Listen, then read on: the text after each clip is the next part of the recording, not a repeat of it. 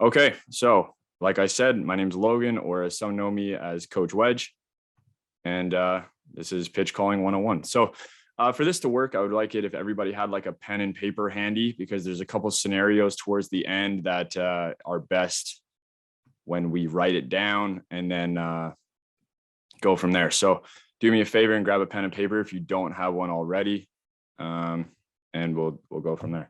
Okay.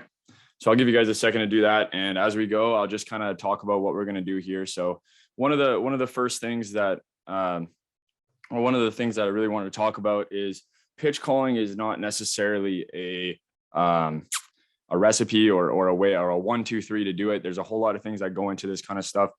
And one of those things that definitely goes into that is relationship building. Okay. That's one of the most important things that you can do with a pitcher.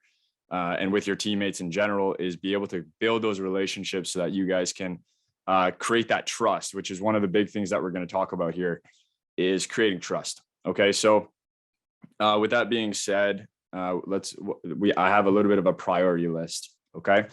So when it comes to becoming a good pitch caller and someone who understands what they're doing and has a why behind all of this, there's a priority list. And like I said, number one is earn your pitcher's trust. Okay. We'll talk about all this in depth as we go. So we'll just briefly go over all this. Number two, know your pitchers. Okay. You have to know what they're bringing to the table, because this isn't MLB The Show in real life. You can't just throw up a fifth best pitch of your pitcher and hope that it works against the other team's best hitter, because it might work. It might work in a video game, but it doesn't really work like that in real life. Your pitcher just can't all of a sudden throw a knuckleball and get you out of a jam. Number three is know the hitters. So we'll talk about this a little bit more later on, because obviously for a lot of younger players, you don't know all the hitters. You don't get the scouting reports. You don't get all that kind of information. So we'll kind of talk about what we want to do in terms of trying to learn on the fly a little bit about hitters. Then talking about starting pitcher, pitch count. That's another thing that's really important. Knowing the situation of the game and ultimately knowing the goal of the hitter as a result of the situation of the game. So these are all very important things, but in order, I would say. Okay, so let's talk about earning pitchers' trust. That's number one here. So I have a video here. Hopefully everybody can hear it. I'll give you guys I'll shut up and let you guys watch it. Attaboy. Attaboy, Marco. Middle. Chrissy, can you nod if you can hear it? Hey, stay through that now. Little cut. Stay through it. Get that reach. Nice. Good adjustment. You're at 16. Yeah, good finish. Very nice. Man. 27. Very nice, Marco. Man, it's looking really good, bro. Thank you, man. Appreciate it. Yeah. What do you think? What are your thoughts on the cutter? I love it. Give any feedback on it? I love it, man. I heard about it last year. I know you weren't throwing it after that. Yeah. But I'll tell you what, man, it just gives you that finish to that side. Yeah. Man, it's got that four seam spin. You see a dot on the side or anything? No, I didn't see any. Pure white? Pure white. Okay. Pure four seam. That's what I'd like. Yeah. I love to pitch in. Yep. But I love that has that little late life at the end just to get guys just a little bit off it. Yeah, and that's the thing, is if that's your pitch to get guys off, or that's your pitch to get guys to move off the plate, to set up that changeup and that two seam, I think the only big thing is when you get that little bit of cut, just make sure when you go to that two seam, arm side, just drive it there. Yeah. Just continue to think driving it to the glove. Yeah, I get a little bit sideways of it sometimes. Yep. And that just gives me that run instead of top.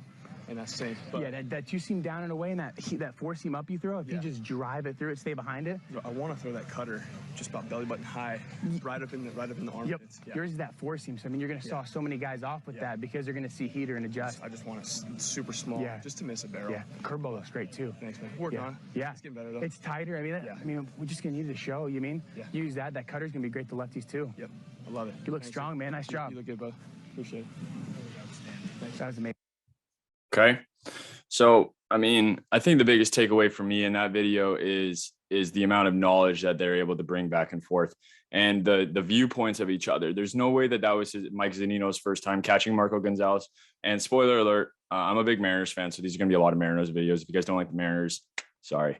But Mike Zunino has been a guy in the major leagues now that's really earned his way as a leader and earned his way as a catcher. He's not the best hitter in the league. He'll hit 15 bombs. He'll do a couple nice things with the bat, but he keeps earning spots on teams because of these kinds of conversations and because of his ability physically as a catcher. So there's really, and as we talk about earning trust here, a guy like Mike Zunino and a lot of major league catchers, they earn trust from pitchers through a lot of different ways, but some things that I've kind of written down here, they don't take any shortcuts. That's one of the biggest things, is you can't take shortcuts when it comes to earning trust with your pitchers. Okay.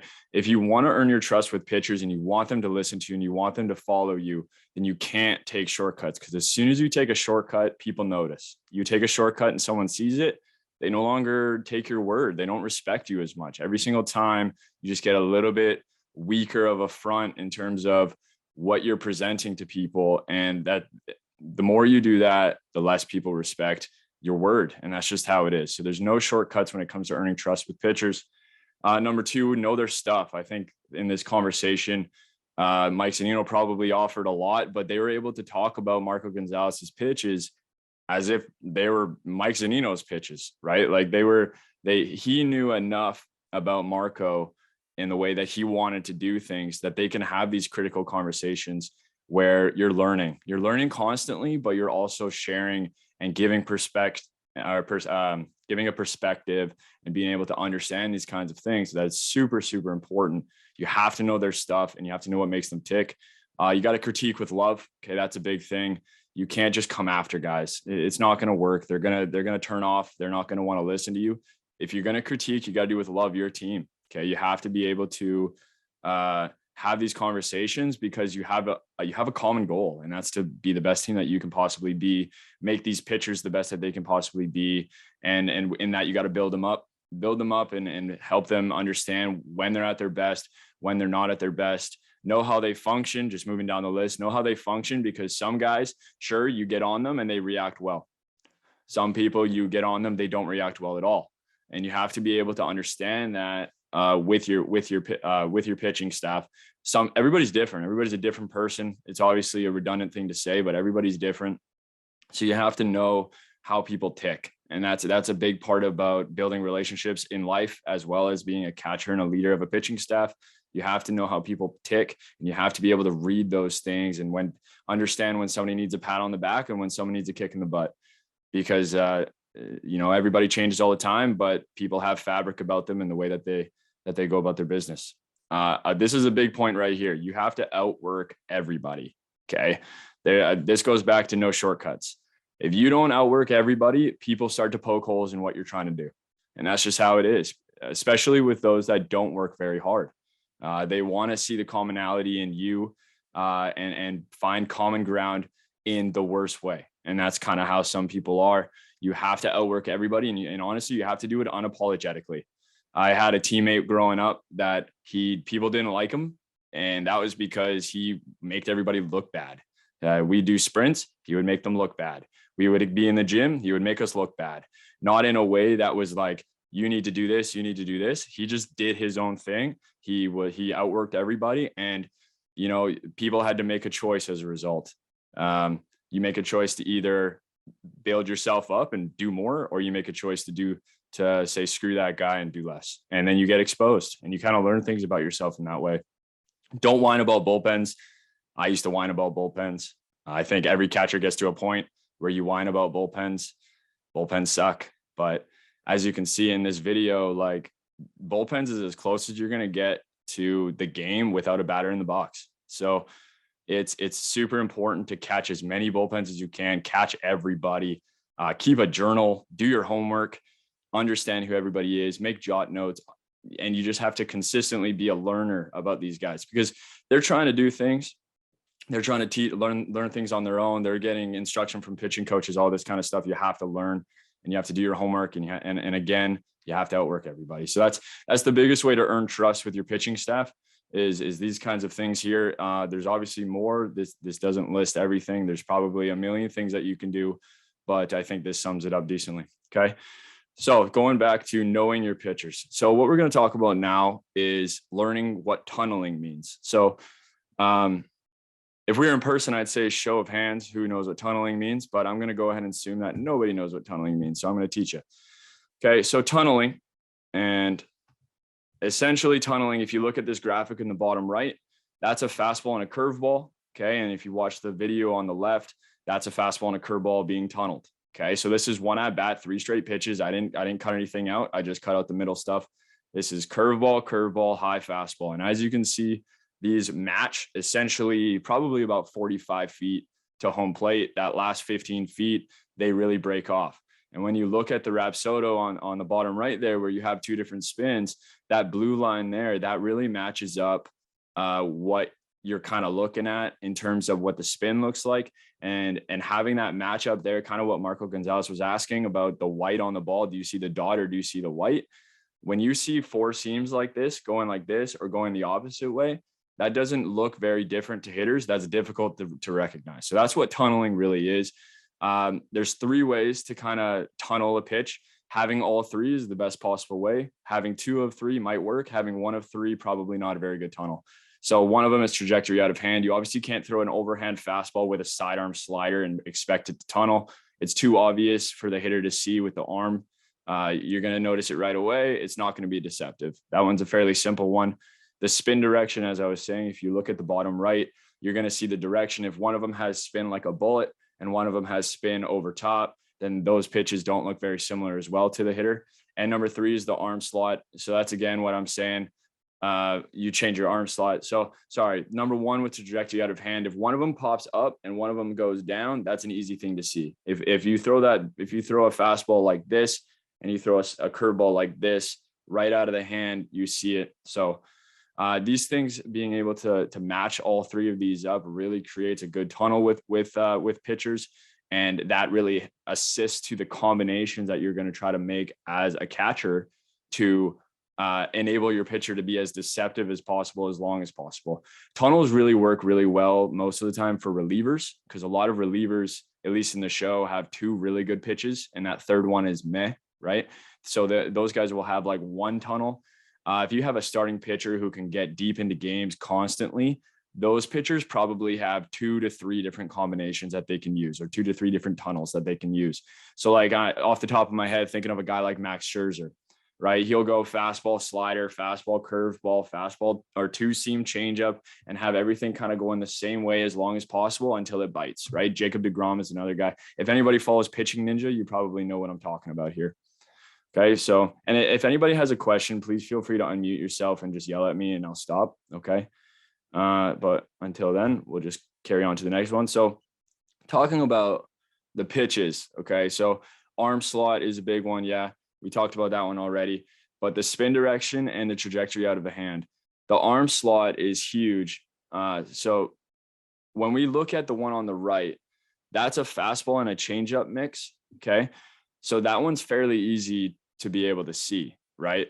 The spin is completely different. You're going to be able to see fairly easily what that difference is going through this, right? As a hitter, I think if you've ever been in the box and you see a pitcher with a changeup and they go fastball changeup, and that changeup just looks a little bit different, and for whatever reason, you don't know what it is, you can see it. That's kind of what this is probably the reason of, right? And if you can see, it's very small at the top right corner of that video on the right-hand box. It says spin efficiency 87. And then on the left, it says 99.8. So that's another thing that you can see, is that efficiency of the spin. It just looks different. And that's a big part of it. That's something that as catchers, we need to try to pay attention to in our bullpens. You don't need to have this information to know if it looks the same as another pitch. That's just using your eyes and being really, really critical and trying to look really closely at every pitch that you catch. So this one on the left is also a fastball changeup, but it's difficult to be able to tell which one's which. I know which one's which, but I am curious if you know which one's which. So if anybody wants to venture a guess and be brave, please feel free to unmute and try to tell me which ball is a fastball and which ball is a changeup. Someone. I don't care who. The one on the right is the fastball. The one on the right is the fastball. Why do you think that? Because it looks like it's spinning faster. That's right. So the amount of spin is usually a dead giveaway. Okay. So that's really, but when you look at the trajectory and when you look at it like that, it's difficult to see. So if you're a hitter in the box, it doesn't look enough different to be able to match that up. So the one on the left there is an example of a good tunnel. The one on the right is an example of a bad fastball changeup tunnel. Okay. So moving on. Again, if anybody has questions, please jump in. Okay, so this is understanding how to recognize tunnels. Okay, so we can't just have not everybody can have Rapsodo data. All right, I understand that not everybody can have a DK ball or something like that. So it's important to be able to start to recognize this kind of stuff.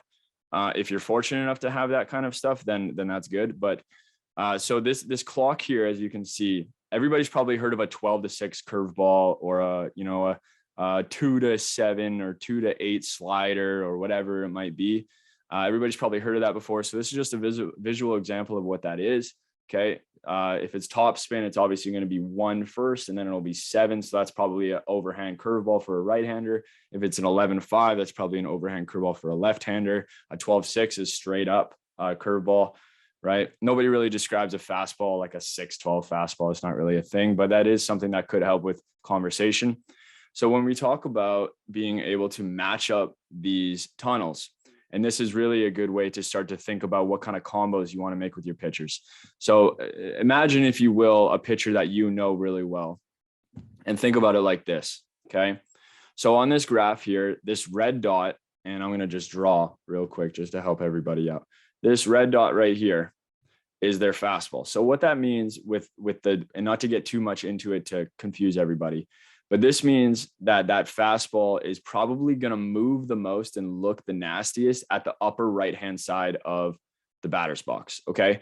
This sinker here is going to move the most and be the nastiest on their arm side, closest to that side of the strike zone. Their changeup is moving a lot this way. Their curveball is moving a lot this way. Their slider is moving a lot this way. Right. So what this kind of does is it starts to create a window, right? Or not a window, but let's say places where those pitches are going to look the nastiest, but they're also going to look the most similar.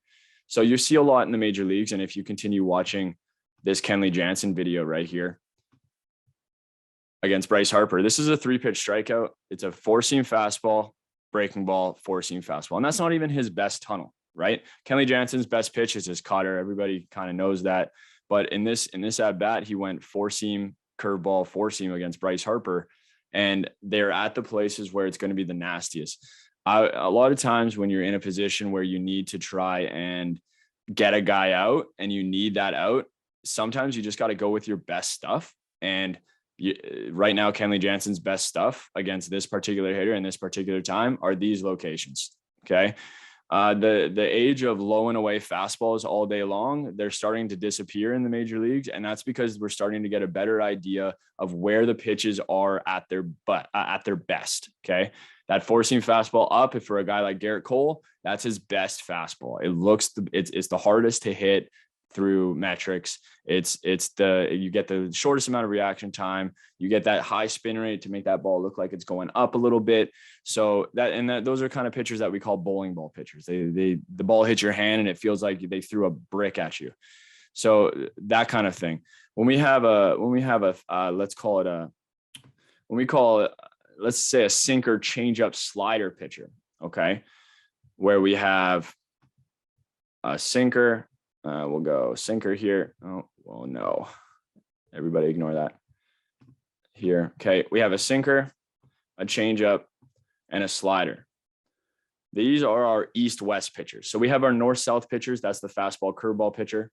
Then we have our east-west pitchers where they work on the corners of the plate, side to side. So you have your sinker because it moves this way. You have your changeup because it moves down in this way. Plus it has that drop in speed. So it's double effective when it matches up with that sinker. And then you have the slider that basically comes through and it goes this way, right? So now we're starting to get a split like this versus like this. So these are just ways to try to understand the way that your pitchers, maybe their stuff would work the best. Be critical about what you see and how they throw. Every pitcher has a tunnel. Even if they have a mediocre curveball and a decent fastball, you can figure out a way to make that work. That's kind of your job. That's your job to kind of figure out how to do that. So understand, is your pitcher east-west? Are they north-south? Can they do both? If they can do both, they're probably going to be a pretty decent starting pitcher. Okay. So that's just recognizing tunnels and trying to learn how to maybe build a tunnel or try to figure out how to work through that. If anybody knows a guy named Will McCaffer, he's from Vancouver. He's currently in the Blue Jays farm system, and he's a different cat. He's obviously not the same as every other pitcher, but he's a guy that throws his fastball as hard as he can at the top of the zone, doesn't really care where it goes as long as it's at the top of the zone. And then he's a guy that tries to rip his curveball as hard as he can at the bottom of the zone. You see a lot of pitchers with the Rays who do kind of a similar idea with this.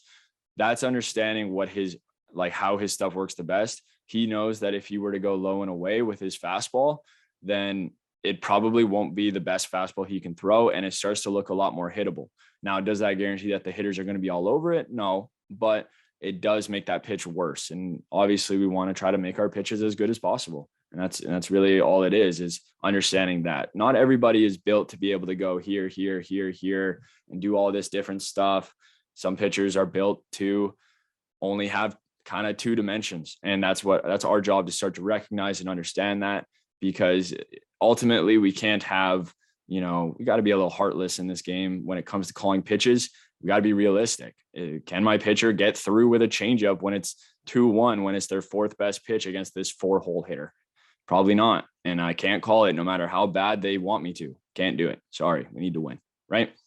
So that's an idea of how to make your own tunnels. Okay. So we'll move on from that. If anybody wants to jump in, please do. Okay. And moving on. Okay. So moving on. We know our pitchers. That's the main idea of that one. Number 2, figure out your pitchers. Now, know your hitters, know the hitters. So that's all good, fine and dandy if we're playing the same people all the time. But what happens if I'm at a tournament, right? What happens if I'm facing off against a bunch of players that I've never seen before in my life? This is often the case with youth baseball. If you go play nationals, or you go play internet tournaments, you go down and do a travel ball tournament, you go down and do a tournament down in Arizona, you take your team to, wherever. You never seen these kids before in your whole life. How do you know the hitters? Well, I didn't write it down, but there's always the trustworthy way of just assuming based on where they're hitting in the order, right? That number 2, 3, 4, 5 hitters, probably the best hitters in the lineup. 8, 9 hitters, probably not so good. We have to kind of trust that the coach isn't trying to trick us, because they have more to lose than we have to gain. By them trying to trick us and getting their best hitter less at bats. So you have to assume that they're playing their best hitters where best hitters are supposed to be played in terms of how the lineup works. If you have a small lefty leading off and they look like they're trying to go the other way, they probably are. That's just that's just how lineups work. So you kind of have to guess sometimes, right? That's one of the ways. Now, the other way, if you don't know the hitters, then you kind of have to really focus on what you do know. And that's the starting pitch count. Okay. That's a big thing that a lot of people don't consider. And that's something that I didn't really consider until I was in college. When we had a very finite bullpen, we played a lot of games in a row, 4 games in a weekend, playing 4 nines with 4 starters and 5 bullpen pitchers. That gets pretty tough to make sure that you can do. And you can't be up there in the second inning going 8 pitches per batter and have your starting pitcher be done by the 4th inning, right? So we have to be able to know the pitch count and work with that pitch count. Sometimes you have to just go, okay, you know what? I'm going to set it right down the middle and hope that this person hits a rocket line drive right at my shortstop's chest, because we need an out here and let's hope it happens, right? You have to know the pitch count. It is really important for later. Okay. Maybe not super important for this inning right now, but it's the second inning. It's 0-0. If this person hits a solo home run, we'll be okay. Right. We'll come back from that. So you have to kind of be okay with sometimes with just giving them a pitch down the middle. There's a guy named Dan Heron that used to play in the major leagues. Some of the older folk might know him. The younger players, you probably have no clue who he is. He made a tweet one time. I remember seeing it. It was, sometimes when it's 2-0, I throw 80 miles per hour down the middle because batters get out in batting practice all the time. Right. So you just have to do it. See what they can do. Right. Next one, know the situation and ultimately know the goal of the hitter. So moving on, we're going to go ahead and kind of do some of these. I got a couple of videos here. This is from all the same game from the Mariners. Again, sorry, Seattle Mariners, deal with it. They got a young stud by the name of Logan Gilbert. Okay.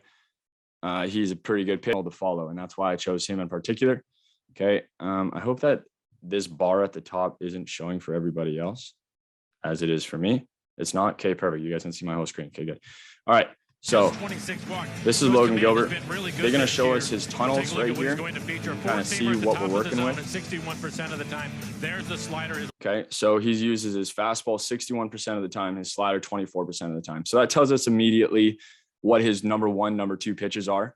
His number one pitch is obviously his four-seam fastball. That's what he likes to throw the most.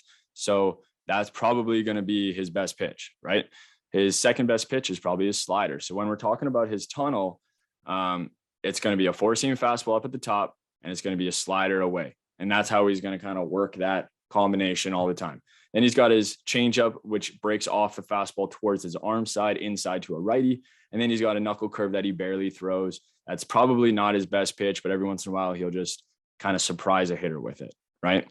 So this is what Logan Gilbert is working with. Wipeout pitch at 24%, then an occasional. He's in the loss column. Okay, so we got a hitter here. This is Starling Marte. First inning, 6 pitches in. We got one out. Okay. As a pitcher, there's kind of a golden rule. Early on in the game, you want to establish your fastball. That's going to be the best pitch. That's what you want to make sure you do. And talking about this is right in the middle of the playoff chase for the Mariners. Ultimately, they didn't make it. It was very heartbreaking for us all. Yes, I know.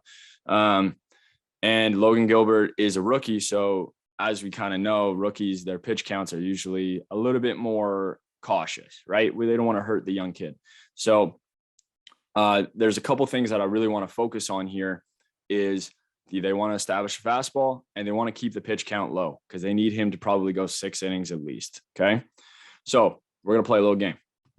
Go ahead and watch. Here's Starling Marte, dynamic center fielder for the A's. First pitch fastball. Miles an hour. Second pitch fastball, 1-1. Third pitch fastball. Okay, we got a 1-2 count. And the game is, what's the call? Fastball or slider? What are we calling here? Obviously, it's hard for you guys to tell me, but go ahead and just write down what your guess is so that you know, so that you can't lie to yourself when you're wrong or right. Okay, so I'll give you guys a second. Just write down what you think it'll be. And I'm going to press play in 5, 4, 3, 2, 1.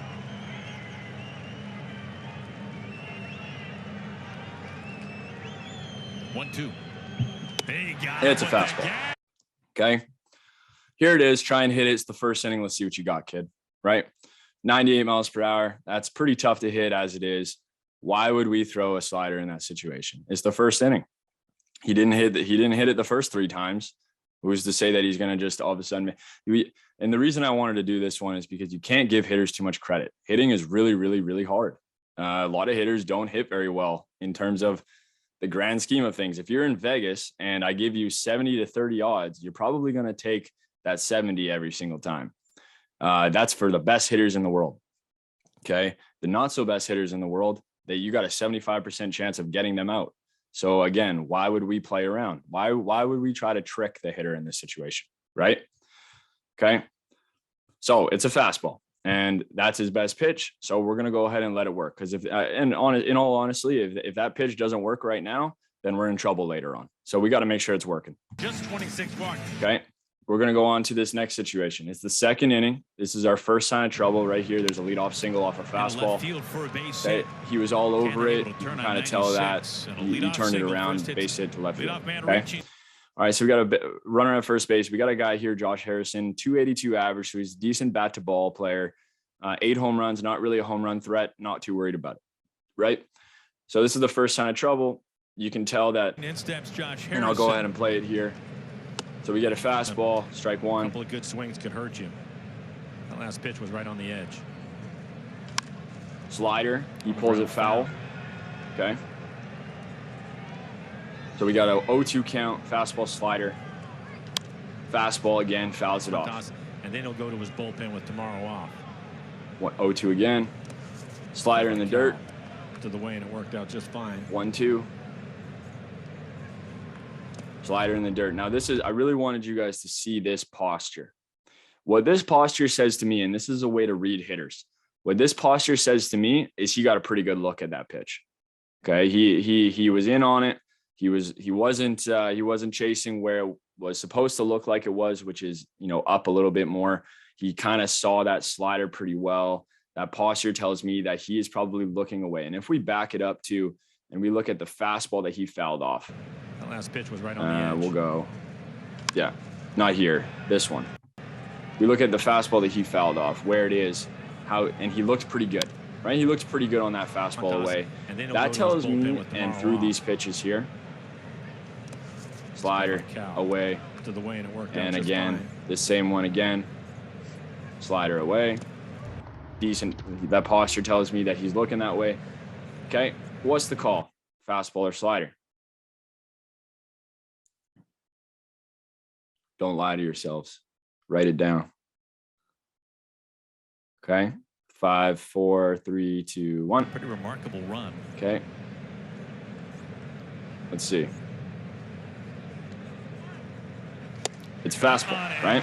He's got a good fastball. We're going to use it. We're going to use the fastball because that's his best pitch. Josh Harrison in this situation, you could read that a little bit, that he was looking away, looking away, looking away. The other thing when we're talking about the situation is maybe we're trying to get a ground ball double play here.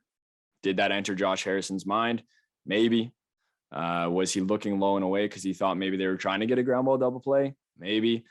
Can't be sure, right? But what we do know is that Logan Gilbert's best pitch is his fastball. It's at its best when it's elevated, and when he rears back and throws it, he's got a pretty good chance at winning the at bat.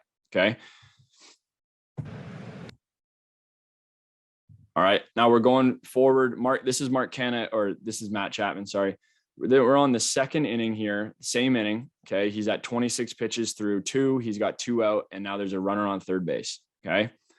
It's early in the game. His pitch count is looking pretty good. So we're not too worried about pitches in this one.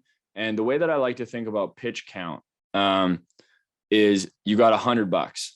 Okay. And that's the way I think about it. You got $100 and your pit, and with your starting pitcher, $100, you need to figure out when it's worth spending more money and when it's worth spending less money. Okay. If you only got $100 and you got bases loaded, but you spent $98 in the 6th inning, then you're in trouble. Right. So when you got the 7, 8, 9 hitter in the first inning and you've thrown 40 pitches, you've already spent $40 through 2 innings. You probably want to try to get through those hitters as fast as you possibly can in at least amount of pitches as you possibly can. Okay. And that's how I think about conserving pitches is money, because everybody knows money. Right. Okay. So we got runner on third base, 2 out. Yeah, Matt Mike Chapman was amped for this game tonight. High fastball. Outside fastball. The 0-2. Outside fastball. Okay. Now this is one that I think really provokes a lot of thought. Okay. So it's early in the game, 29 pitches through 2. That's roughly 15 pitches an inning. If he gets this batter on this count, 15 pitches an inning is a pretty good one. We're okay with 15 pitches an inning, right? It's early in the game, low pitch count. He hasn't seen a slider yet. All fastballs. Okay. Fastball, fastball, fastball. What's the call? Okay. This is an interesting one. 5, 4, 3, 2, 1. Yeah, I knew Mike was amped for this game tonight. It's a fastball. I didn't know because that's his best pitch. And I'll say that a million times. Okay. You throw in situations where you need an out, you throw your best pitch. Hey! Boom. Okay. And when it comes to a 96-mile-per-hour fastball at the top of the zone, it's pretty nice having that as your best pitch. Okay. Throw your best pitch. When you're in trouble, throw your best pitch. Okay.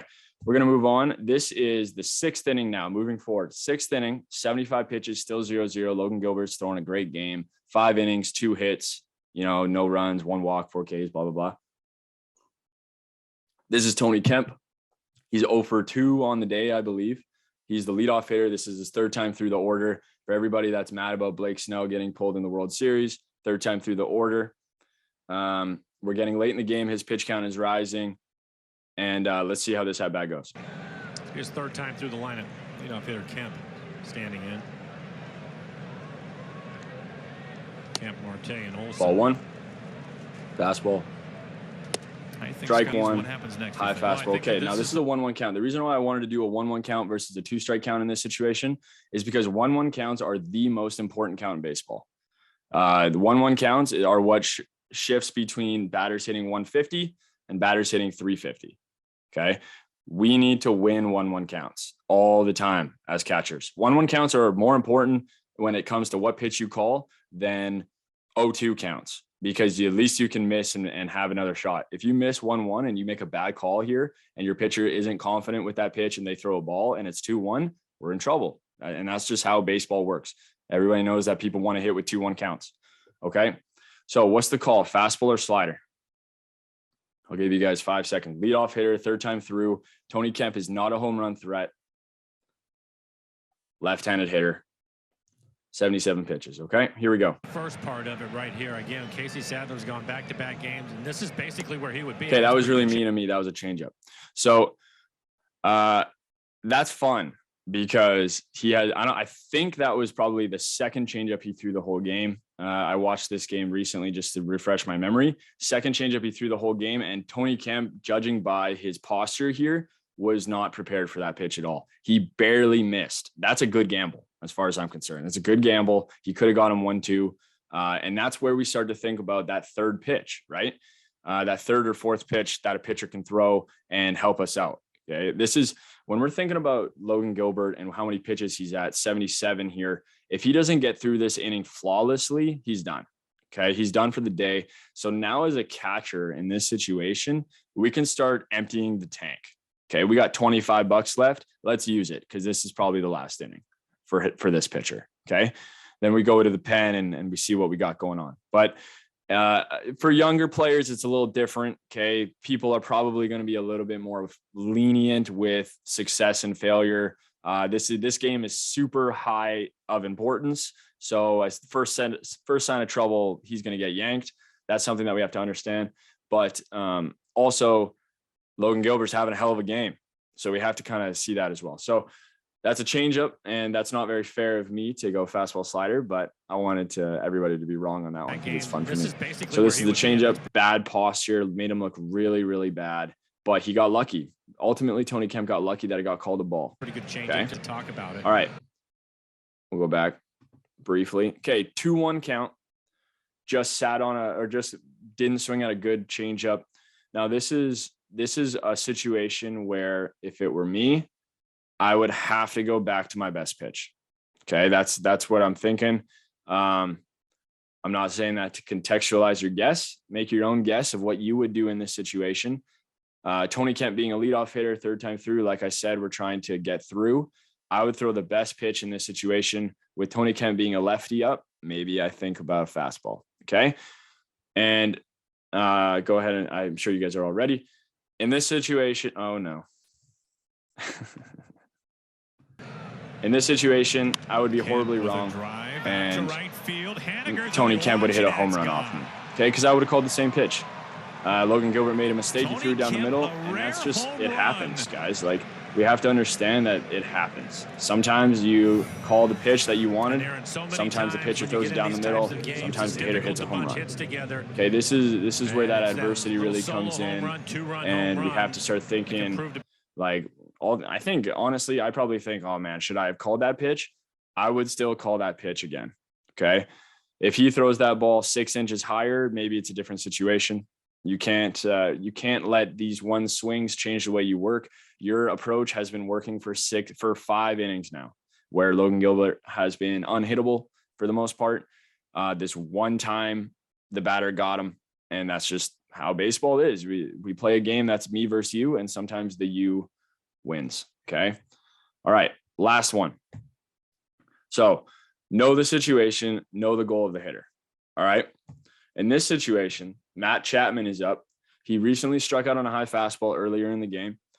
And what we're going to try to do here is we're going to try to play with his posture, because in my mind, the goal of this hitter is to hit a home run. Okay. That's all this hitter's probably thinking about.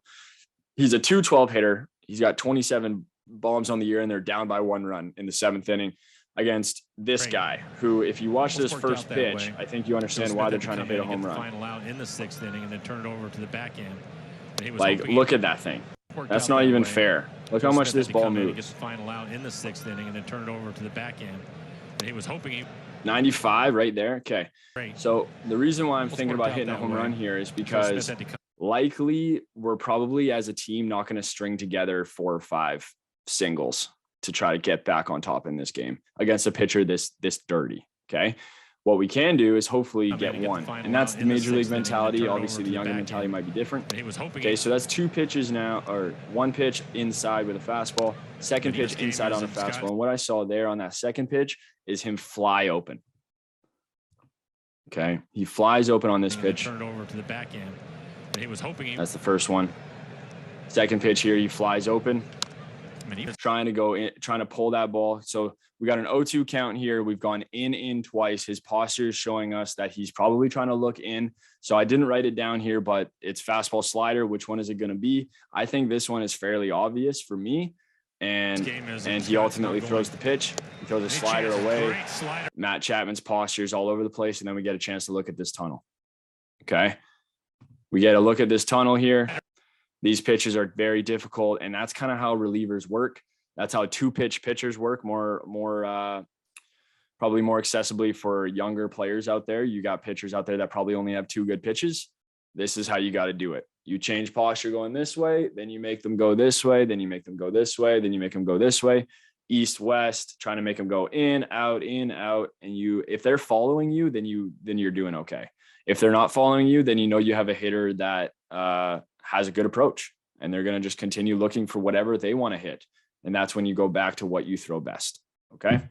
So that's all the video I got. Now I think it's going to be fun here to go through some situations. And this is where I need everybody to get a little bit up and at them and start contributing to the conversation a little bit more. So what I'm going to get everybody to do is take a minute here and answer these questions that I have at the bottom. What is the best case result? Where do you want the batter to hit the ball? And what is the hitter trying to do? I would say, like, ideally, the best case result is obviously like a line out double play, but realistically, a strikeout is probably the best case result. And I'd say you want the batter to hit the ball on the left side of the field, so there's less odds of the runner advancing. Yes. That is, the best case result, I guess. I mean, that's actually the first time someone said a line out double play. I suppose that would be the best case result. But a strikeout, more realistically is the best case result. You get a strikeout, that runner stays at second base automatically without having to rely on your third base or third or shortstop to make a good play and hold that runner to second. But if the batter is to hit the ball, you want a ground ball to the left side of the diamond here. So having that idea of what you want to happen needs to lead to the pitches that you call. Okay. So if I'm going to throw a fastball, where am I going to throw it? Inside to a righty or outside to a righty, right?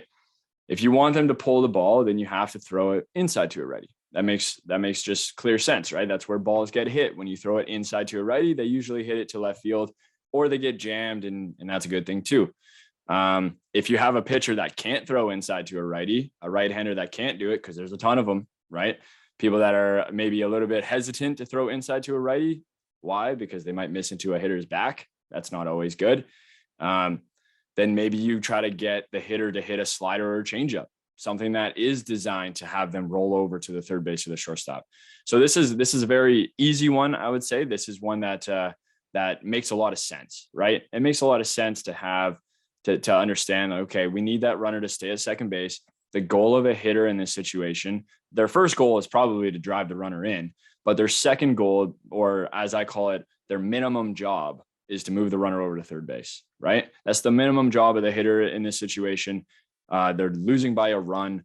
They need that runner to get to third base with 1 out so that they can hit a sac fly and tie the game, right? Our job is to try to prevent that from happening, okay, with the pitches that you call. If you call a first pitch fastball low and away, then you're making it pretty easy on them to just hit a ground ball to the right side and move that runner over.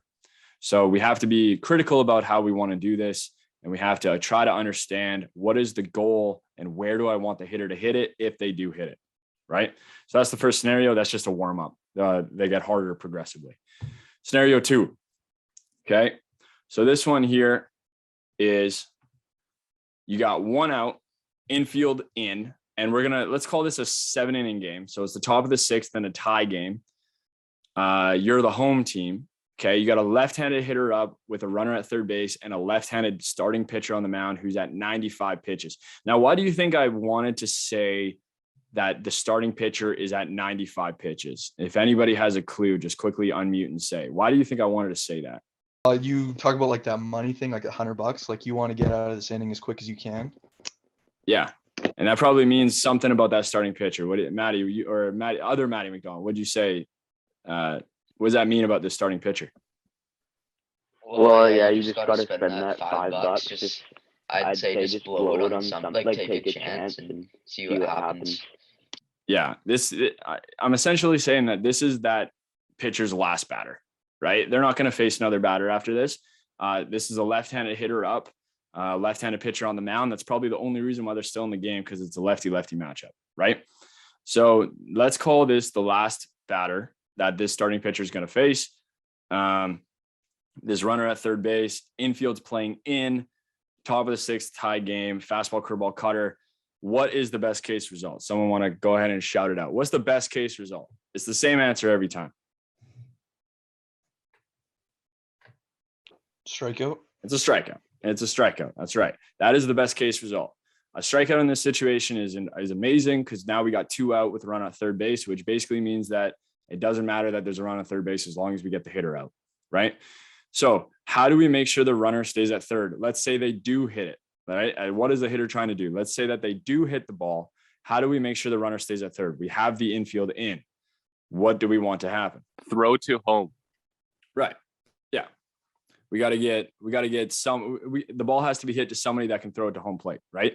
So with the infield in, that's probably a ground ball to one of our infielders, right?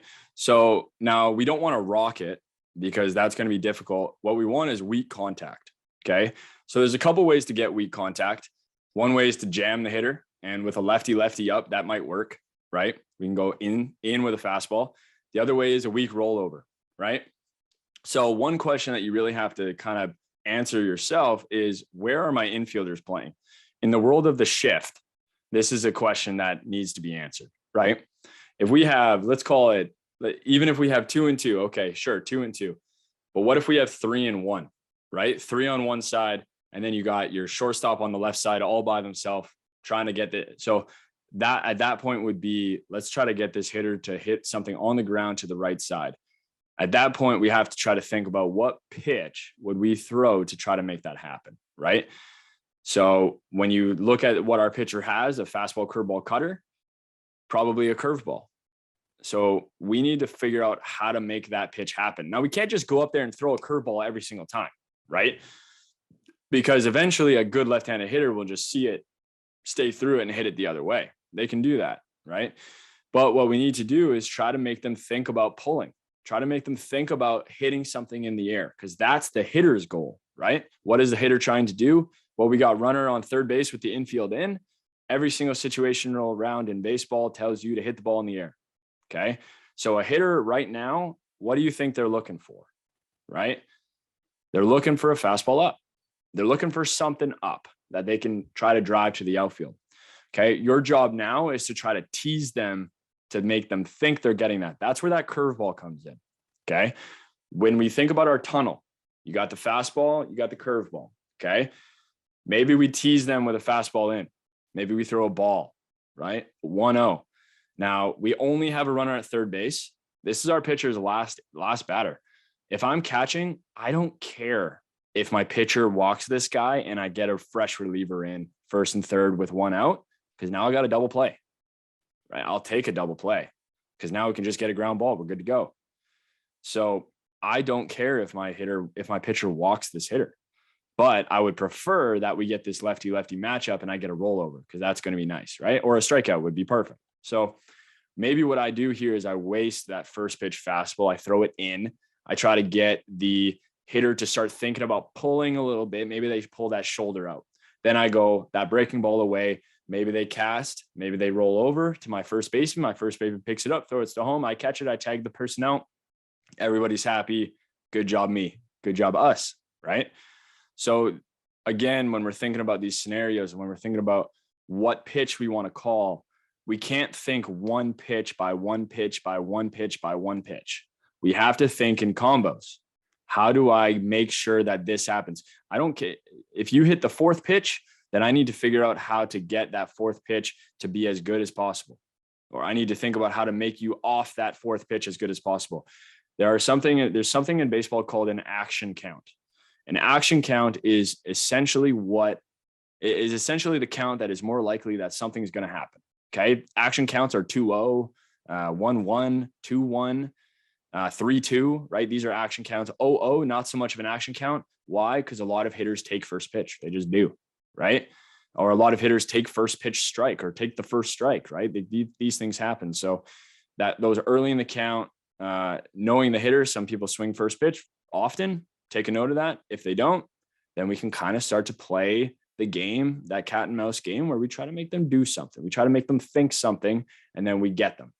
Now, the danger is trying to trick too many people. Okay. That's the real danger here. I don't want to trick everybody. I just want to work with what my pitcher has. Okay. Last one. This is a long one and this is a hard one. Okay. So I'll read it out. We're up by 3. This is the last inning, bottom of the 9th. Okay. Runners on second and third, 1 out. The number 3 hitters at the plate, they're a righty.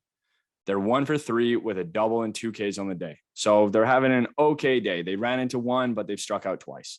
The number 4 hitters on deck, they're a lefty and they pull all the time. They're 2 for 3 with a walk and a solo bomb. He's the only run.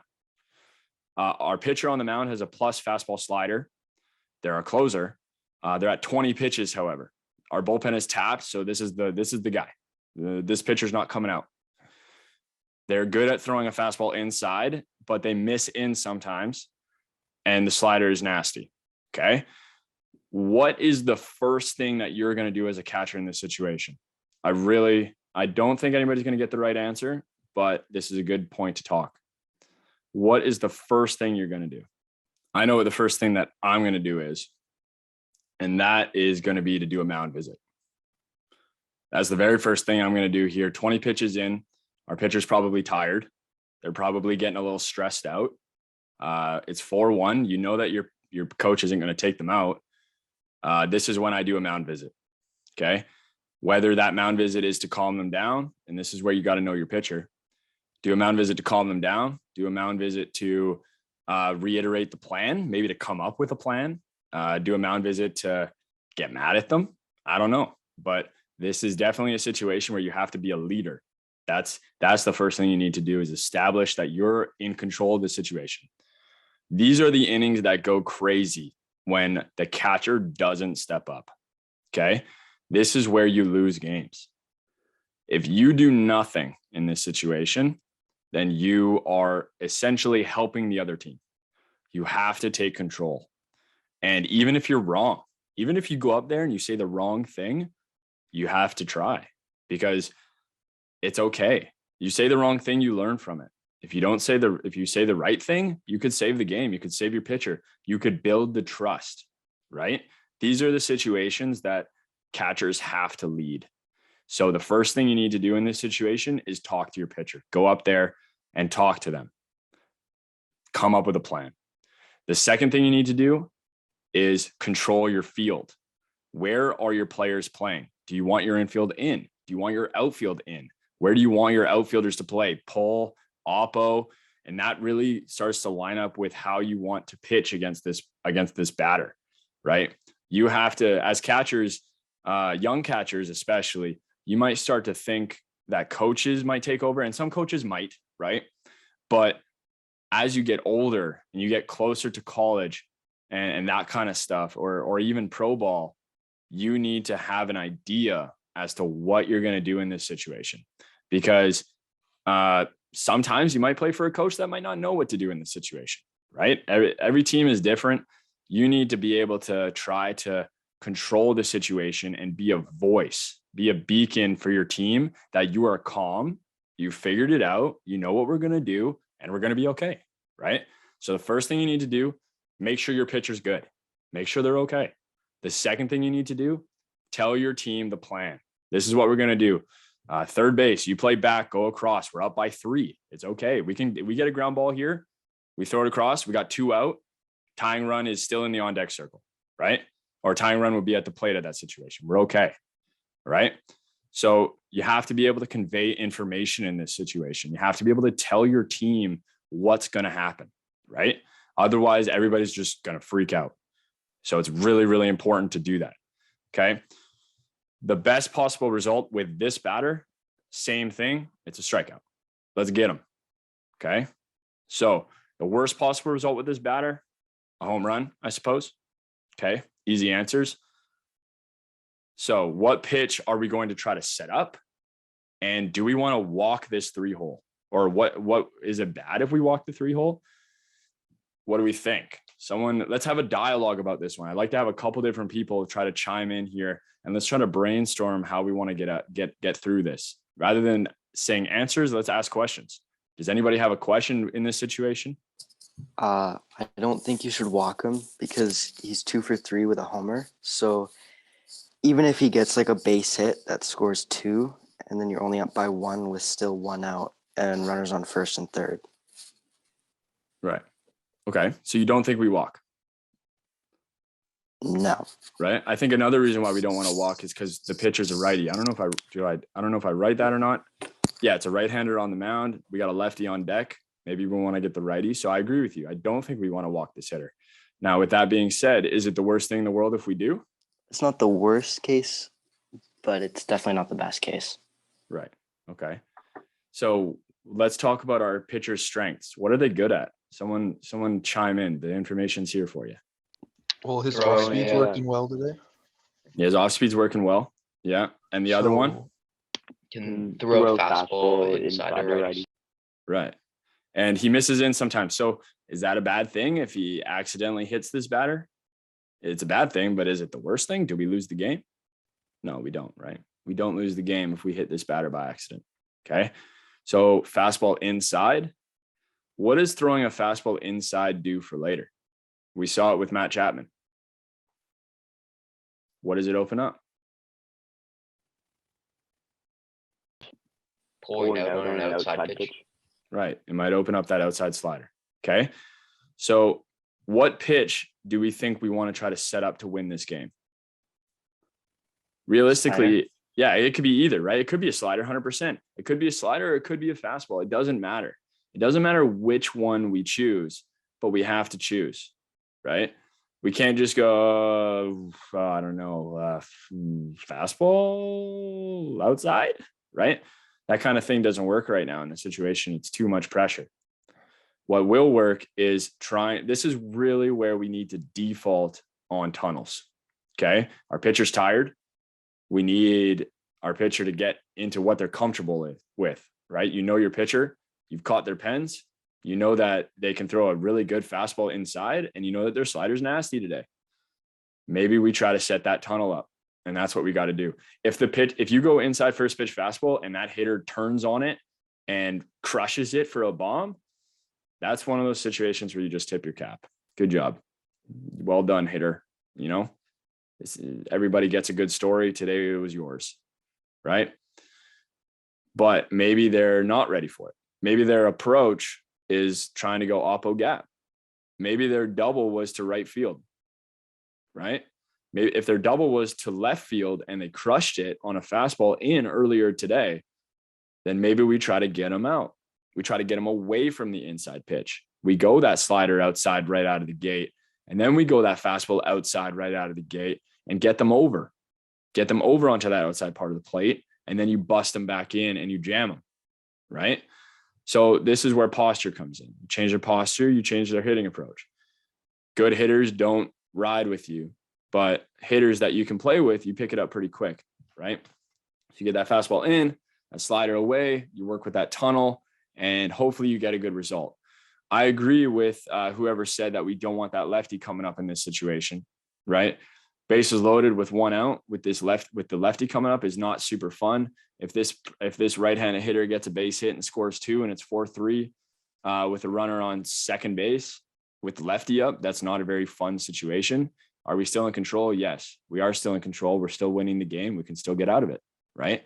At the end of the day, the hitter has to perform, and you have better odds than they do. So don't be scared to attack. Don't be scared to make them do something cool. They have to hit the ball first. They have to, right? You throw your best fastball in on the hands against this right-handed hitter and they hit a bomb, good for them. You throw your best fastball in on the hands and they take it, strike 1. Okay, now what, right? These things, we have to have a plan as to where we want to go to, but You can't start by trying to trick hitters. Okay. Go with what your pitcher's good at. That's how you get through these situations. Okay. Okay. Let's move on. Unless anybody has anything they want to add. Okay. So this is a lot of information. I realize that. So if you're going to take anything away from this, this is the chart that I want you to take away. Okay. Oftentimes as catchers, we try to trick hitters a little bit too much. Okay. You got your best pitch. You can throw it whenever you want. You got your second best pitch. You can throw it whenever you want. Sometimes depends on the pitcher. If they're good, you can throw your second best pitch whenever you want.